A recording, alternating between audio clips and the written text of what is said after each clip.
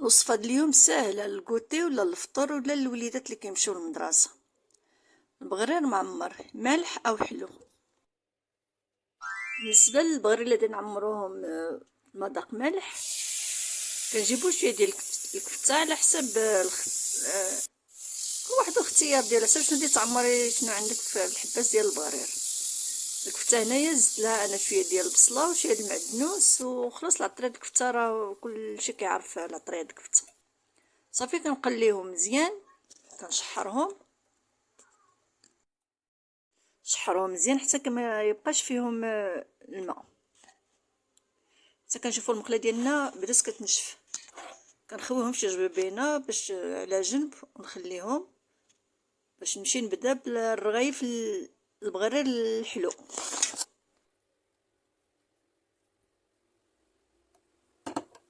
ساهله مهله، كنجيبو بغريره كنديرو فيها شي ديال الشكلاط القياس اللي بغيتو، عمروهم بزاف اولا غير شويه.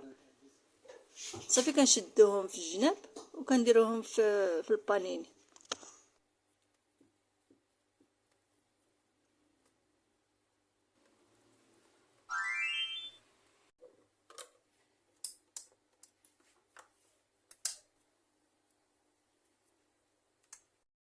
من بعد ما كنحسوا بهم تحمروا شي شويه صافي كنخرجوهم ونقدموهم.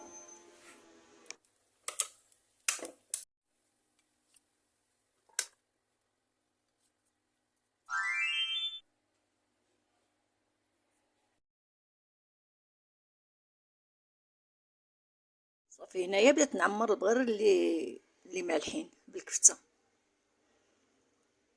صافي نفس الطريقه اللي درت في الاول مع الشكلاط، كنشدهم في الجناب نديرهم في البانيني، كنشدو عليهم حتى كيتحمروا وكنخرجوهم ونقدموهم. هاد الوصفه ماشي بالضروري نديروها في الاله ديال البانيني، نقدروا نديرهم حتى في المقله الثقيله ديال الخبيز.